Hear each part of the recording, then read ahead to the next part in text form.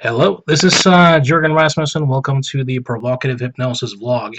This year, I have the chance to do something that I wanted to do for a really long time, and that is to do a hypnotic experiment involving identical twins. I have to tell you, when this year is over, next year, that will be my 20th year doing hypnotherapy and hypnosis and NLP professionally, and it's only this year that I have the chance to actually do this experiment.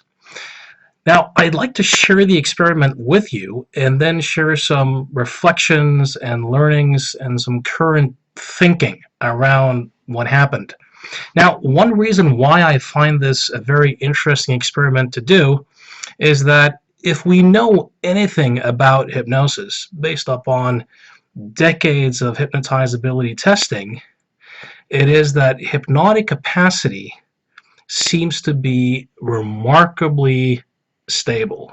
This is a very, very solid, undisputable finding, meaning that if you test someone using whatever scales you want to use for hypnotizability, and then 25 years later you test them again, bearing serious injury or trauma or something like that, the chances are that they will end up with more or less the same scores. In fact, hypnotizability testing is as stable or even more stable than IQ testing. Now, when I grew up and started doing this stuff, I was heavily influenced by Bandler and Grinder, by Milton Erickson, and there's this idea in that world that everyone can do hypnosis. And if the method that you're using isn't quite working, you just have to be flexible and do something else. But the more I experimented and read and did stuff, the more I came to the conclusion that people in the lab seem to have arrived at, and that is that hypnotizably is remarkably stable, meaning that the capacity to do it resides in the subject, and it doesn't really seem to matter that much what you do in terms of an induction. So now, why these findings are so stable? That's been the topic of intense and heated discussion for decades. So you have the states and the trait camp on the one hand, you have the non-state, the more cognitive behavioral or socio-cognitive schools on the other hand. Some people think that hypnotizability can be, markedly enhanced. Some people think that it doesn't really look that way. I more or less belong in the latter camp, unfortunately.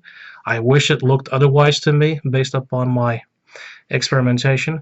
But to me so far, it seems as if you can eliminate fears, misconceptions. You can work on your rapport skills, the person's motivation, meaning you can take away a lot of the things that seems to get in the way.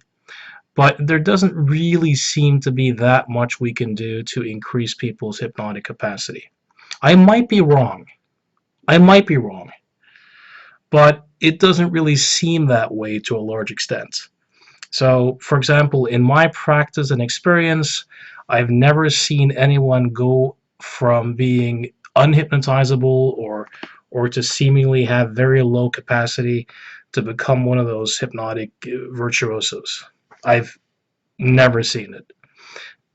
And the people who have shown me examples where they claim this to be the case have never been convincing to me.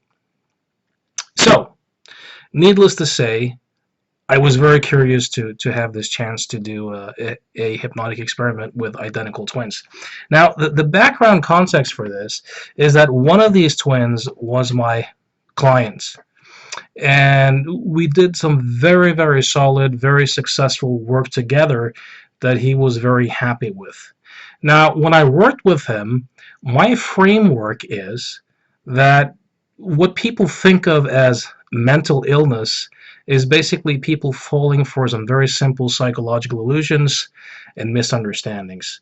So what I do is various thought experiments, paradoxes, stories, tasks to help people see through the psychological illusions related to their issue. And oftentimes people respond quite hypnotically when we do this, even though it's not framed as hypnosis. Anyways, he was very happy with the work, and he told me that he had an identical twin. And he was so happy with the work that he wanted his identical twin to meet me. And he asked me, can we meet? Can I come see you and bring my identical twin, because I want my brother to hear some of the stuff that you've been telling me, because it's been so impactful for me. So I said, sure, okay, let's do it. Come to my office. And when they came in, I discovered that they were, of course, very interested in this whole topic of identical twins, and had done a lot of psychometric tests, personality tests, IQ tests, all sorts of stuff in an attempt to understand themselves. So I asked them, have you ever tested your hypnotic capacity? And would you like the opportunity to do so? And they both more or less leaped from their seats and said, yes, we'd love to. So here's what we did. I had the non-client, the guy that I hadn't done any work with at all, leave the office first. And then I did some hypnotizability testing with the guy who I had done the work with. Now, consider this. This guy had a very good impression of me. He was very happy with the work. He had high expectations. He believed himself to be quite hypnotizable. I did a basic Dave Ellman induction, as I find it to be a very simple and a straightforward induction for most people to access their hypnotic capacity. And what I tested for were first eye catalepsy. Just suggesting that as I count from 5 down to 1, at the count of 1, your eyes will be so heavy. In fact, the more you try to open them, the more you will find that they stay stuck.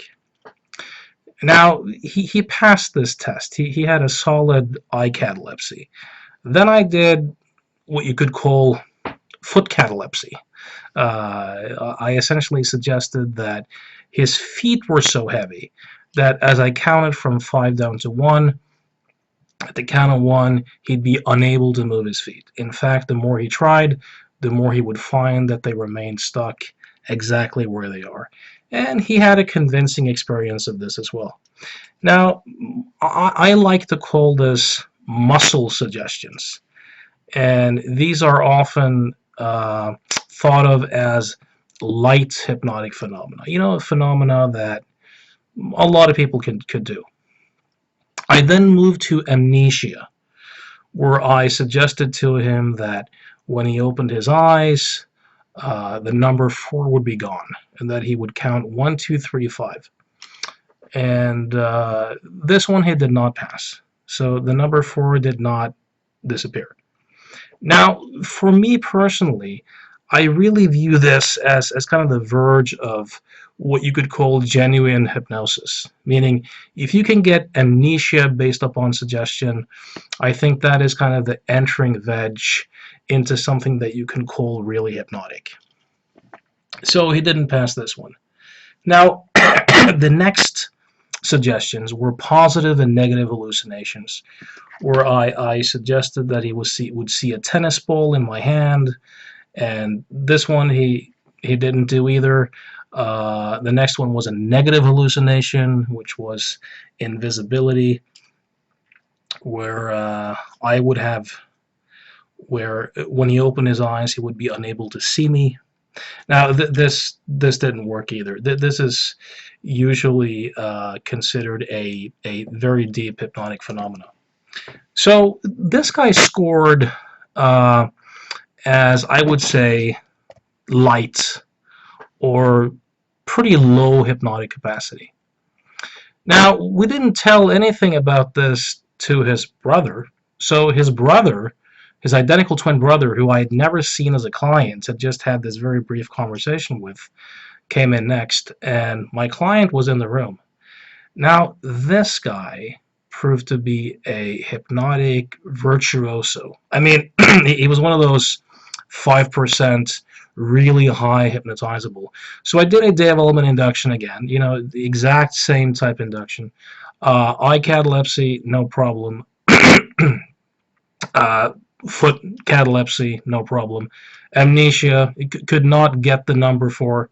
He counted 1, 2, 3, 5 as if it was the most natural thing in the world, and was kind of stunned when he saw that I had 11. He counted 11 fingers, and he realized that there was only 10. This really stunned him. Then we did the visual hallucination where he saw a tennis ball, and it was completely real to him. Actually, afterwards, when the hypnosis was done, he actually asked where the tennis ball was. So this was as real as any other object in the room. And then I did 2 parts of negative hallucination. I actually first, and this was not on purpose, I actually misspelled or used the wrong name for his brother. So I used a very similar Norwegian name. Now, why I did this, I have no clue. But I said to him that when you open your eyes, you'll realize that Anders, which was not his brother, has left the room. You won't see him, you won't hear him.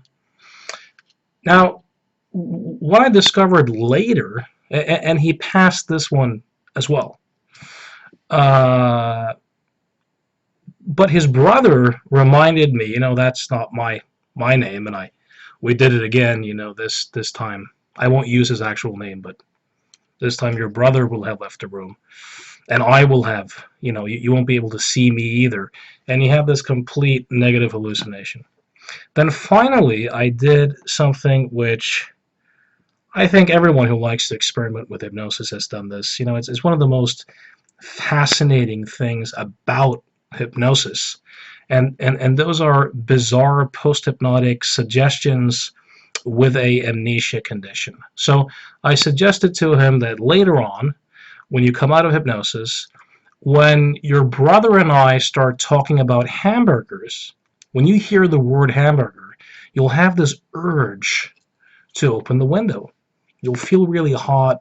You'll really feel a strong compulsion to open the window.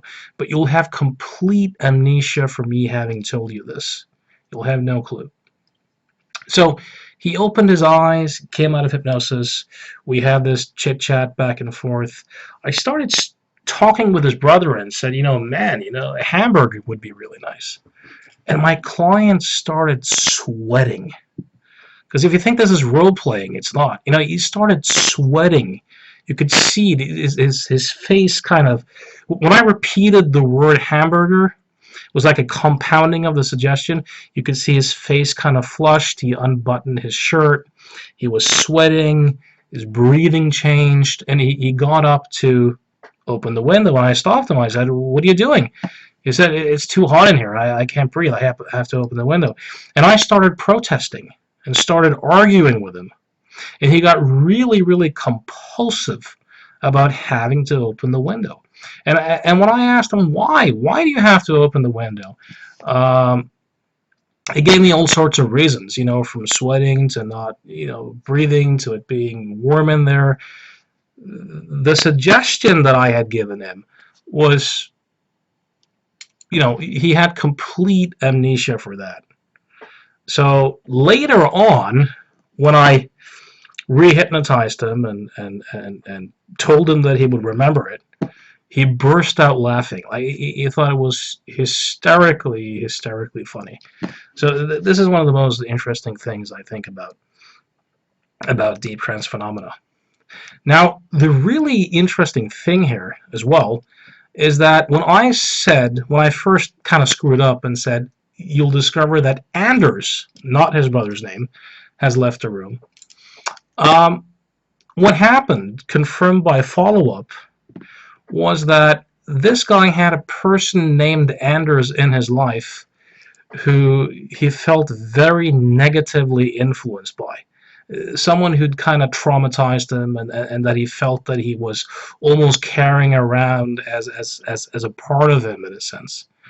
Uh, Anders left the room, meaning since that session, that sense of carrying this other person around and being influenced and traumatized by this person was completely gone.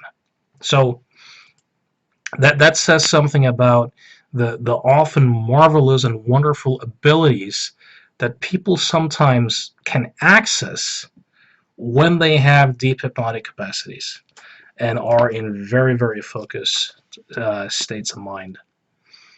Now, to me, I don't know enough about genetics to really say much. I don't know if it's accurate to say that identical twins have 100% the same genes. If it's not accurate, it's probably not that far away. But it was really interesting to me to see that you could have identical twins with the same genes. One guy was a hypnotic virtuoso, one guy was a low hypnotizable, and they have the same genes. That to me was really, really interesting. Now, here's something else that I did, and I did this after the hypnosis. I did an eye roll test. Now, an eye roll test is if you have them hold their head still, you have them look up, and then while they look up, you have them close their eyelids down, and what you're looking to discover is how much do their eyes kind of seem to roll back into their heads. You know, if you only see the whites and the eyes kind of roll back into their heads, if that happens, you almost always have a highly hypnotizable person. Now, if the eyes don't move at all, you almost always have, or very often have, a low hypnotizable. So there's a like 0.75% correlation, according to the research that Herbert Spiegel did, between the eye roll and hypnotic capacity. It's not super strong, but there's something to it. So the twin brother, who was the hypnotic virtuoso, his eyes completely rolled back into his head. So that was consistent with the hypnotic capacity that he showed. The interesting part was that his brother's eye roll wasn't that high, but it wasn't that far behind either, meaning he didn't have the eye roll of a low hypnotizable. So according to this eye roll model, he should, in quotation marks, have had a bit more capacity. So that was a very interesting finding. Now, something else that I did is that I asked the, call it personality style questions that Herbert Spiegel used to ask his clients using his hypnotic induction profile, or HIP. Now, this is hardly a hardcore scientific measure. The correlations between the questions and the responses are weak. Some of them are moderate. It's nothing to put too much into, but if you add the questions together, they have a tendency to kind of paint an interesting question. So I have the questions written here next to me, and the first question is about absorption, and this might be the one with the strongest correlation, even if this one is also kind of moderate. And the question is, as you concentrate on watching a movie or a play, do you get so absorbed in what's going on that you lose awareness of where you are? If so, do you ever get so absorbed that when the curtain comes down, you're surprised to realize that you're sitting in the theater? Now, people who are highly hypnotizable almost always answer yes and yes. Meaning, yes, they get so absorbed into it that it's as real, and B, they're kind of surprised to discover that they're in the theater later. So the latter is a stronger correlation with high hypnotic capacity. That sluggishness towards external cues, needing a few seconds to kind of reorient. So if someone answers yes and yes, there's a moderate chance that you got a good hypnotic subject. If they answer no to both on those, then almost likely you have a low capacity subject or a unhypnotizable client. Put it this way. Uh, if a client has great absorption abilities, there's a modest to good chance that they are a great hypnotic subject. If they don't have those ability, there's almost 100% chance that they'll suck, that they won't be good hypnotic subjects. Even if you look at the Carleton Skills Training Program of Nicholas Spanos and the people who claimed to be able to take low hypnotizable and turn them into high hypnotizables, the people they claimed to do it with, and I'm skeptical of this, but that's a different discussion, were all people who could do absorption. There were not people who did not have the capacity for absorption who then became highly hypnotizable. Okay, now the interesting thing here is that the brother who was highly hypnotizable answered yes and yes. The low hypnotizable answered, well, I kind of get into it to some extent, but never really get into the movies. So that was a consistent answer. Now, the next question has to do with time orientation. In general, as you perceive time, do you focus more of your attention upon the past, present, or future, or all three equally? Now, people with more low capacity have a tendency to be more in the future or more in the past. People with more high hypnotic capacity have a tendency to spontaneously slip into these very focused trance states where they're completely in the present. And again, you probably won't be surprised to realize that the highly hypnotizable brother answered mostly in the present. The other guy was more in the past and more in the future. So also an interesting one. The third one, the French philosopher Pascal once said, the heart has a mind which the brain does not understand. He said that there are two kinds of mind, the heart mind and the brain mind. As you know yourself, which of these two minds do you give priority to? Now, I think this one is a very weak correlation.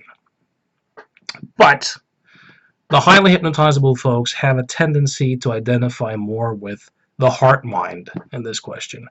And the low hypnotizables, being more into understanding and reasoning and logic, have a tendency to identify more with the brain mind, if you will. And this is, interestingly enough, exactly how these two brothers scored here as well. Now, the fourth question, as you relate to another person, do you prefer to control the interaction, or do you prefer to let the other person take over if she or he wishes? Now, again, a pretty weak, you can't really read too much out of this.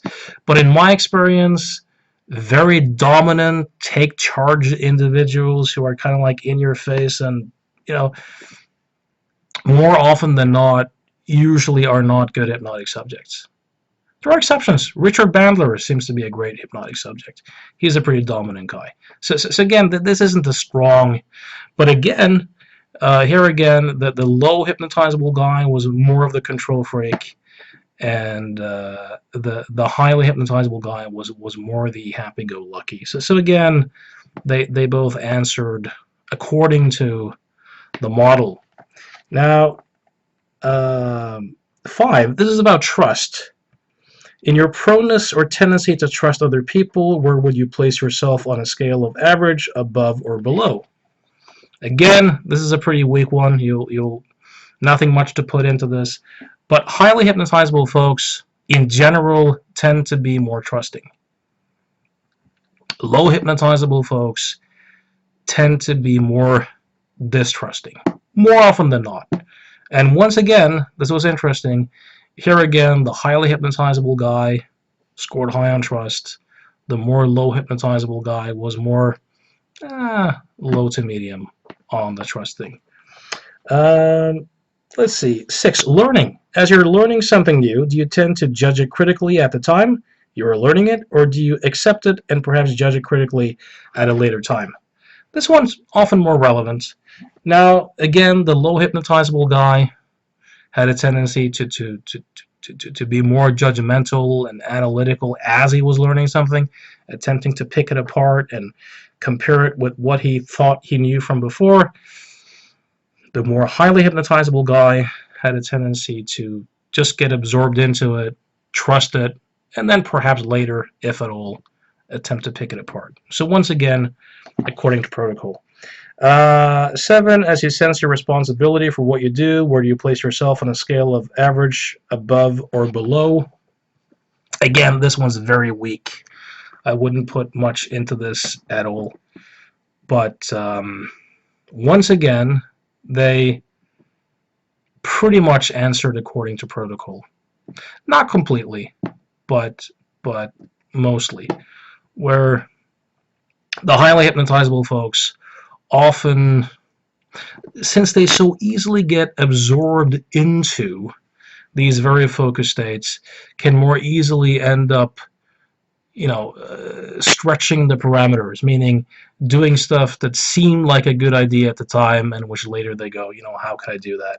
So the more hypnotizable folks will have often more of a tendency to kind of lose the wider context and slip into these very focused hypnotic states. Now, number 8, if you're learning something new and you know in advance that it is of such a nature that you can learn it clearly, safely, and equally well by either seeing it or touching it, which would you prefer, to see it or to touch it? Now, this one, I don't think come to think of it, I don't think I used this question. Now, Spiegel claims that the highly hypnotizable seem to be more action and feeling oriented. The lows are often a bit more philosophically inclined. So there seems to be some correlation there as well, but nothing to read too much into. 9, when you come up with a new idea, there are 2 parts to it. One is to dream it up, and the other is to figure out how to do it. Of these 2 parts, which gives you a greater sense of fulfillment? Again, the first part corresponds more with the tendencies of the highly hypnotizable, the latter more with the low hypnotizable. And at this one, again, they answered completely at protocol. Now, the last one, writing. As you work up with or work out a new idea, is it necessary to write notes, or do you feel your way through without writing? Now, the low hypnotizables, and this has just been a personal observation of mine. I really have no science, no strong, but it seems to me that the low hypnotizables are more inclined to want to write it down, to analyze it, to pick it apart, to be very, very concrete and analytic about it, whereas the highly hypnotizable more have a tendency to get absorbed into it and kind of feel their way through it. So it was really interesting that these guys answered so according to protocol. And it's also really interesting to me that given the same set of genes, that their personality tendencies seem to be so different. And of course, in the last 20 years or so, the big buzzwords have been neuroplasticity, discovering that our brains are malleable and changeable to a way larger extent than people previously thought. And also epigenetics. Before the Human Genome Project, there was this idea that you have biology on the one hand, kind of isolated from the environment, and then you have the environment. But what they've discovered, of course, is that gene expression can be turned on or off by diet, by novel experiences, by insights, by changes in consciousness.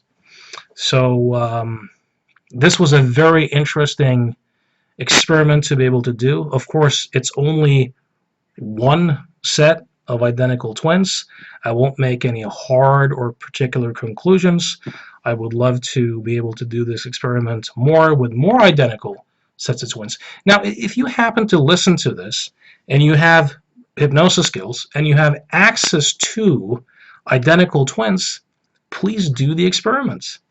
And when you do it, I would love to hear about it. So if anyone here has access, has skills, and has the chance to do the experiments, please do them. Please alert me. And let's exchange information, because this, at least to me, is a very interesting topic. So I hope this experiment and these reflections were of some interest and of some fascination. So may the rest of your day contain the best of altered states. Till next time.